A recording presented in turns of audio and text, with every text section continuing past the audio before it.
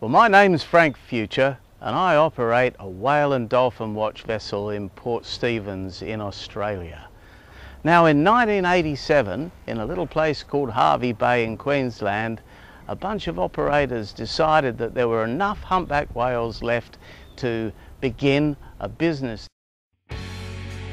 On the east coast of Australia between May and November, around 8,000 humpback whales make their annual migration up into the warm waters of the Barrier Reef to breed, and then they travel back again down into the Antarctic where they feed.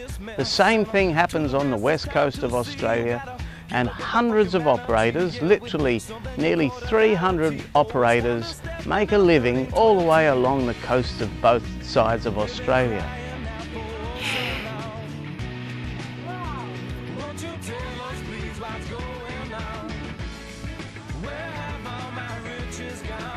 This happens in the winter, when traditionally it's been difficult to find employment along those coasts, so it's a great industry.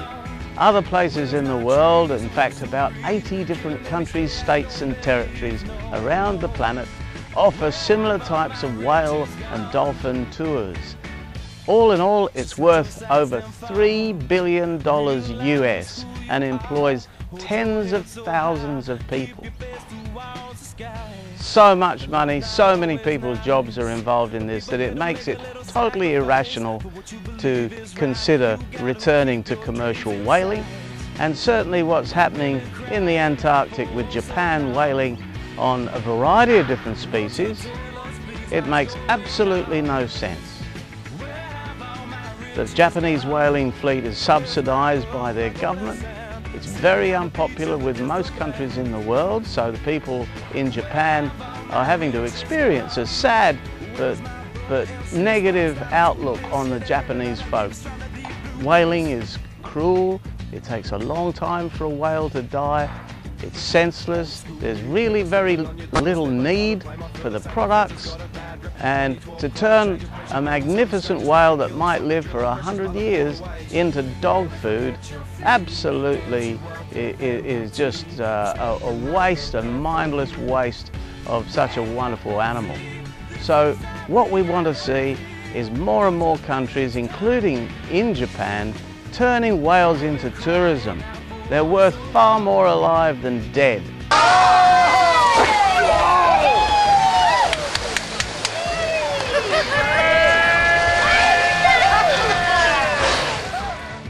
Whale watching is conducted all year around.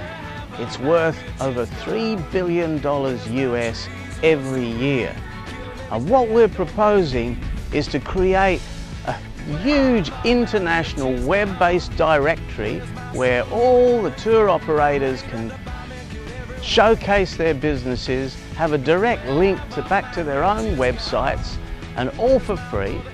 And that will make a very useful tool for tourists around the world that want to see whales and dolphins to be able to Google on, find out where they are, plan their holidays around it, whether it's diving with whales in Tonga, visiting whales in Australia, going to Iceland to see blue whales, seeing southern right whales down in the Bight, going to South Africa, South America, all over, different species of whales. You'd be able to find them by Googling up the website directory. We believe there are over 3,000 operators in the world that are involved with whale tourism, hotels, gift shops, restaurants as well. All rely on the annual migration of whales such as the humpback or on resident populations of animals. So join with us and join in with this great website directory and increase your business, and let's have a global industry which will make the whalers look pitiful in comparison with us. We're the new whalers. Our industry, we shoot them with cameras, not with harpoons. Whales are worth far more alive than they ever are dead.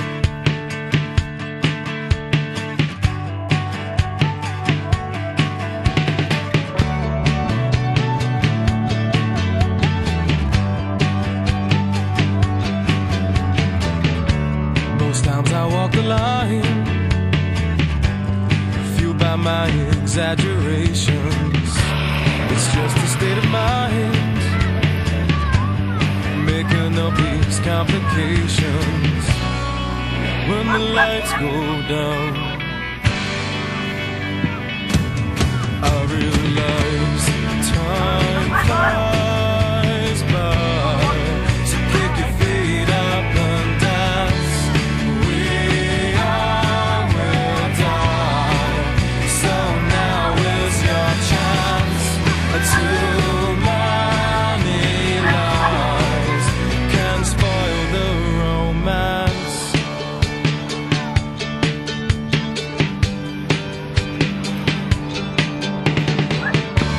I'm sitting on the street, working on some ammunition. Love is to be sweet, and so began my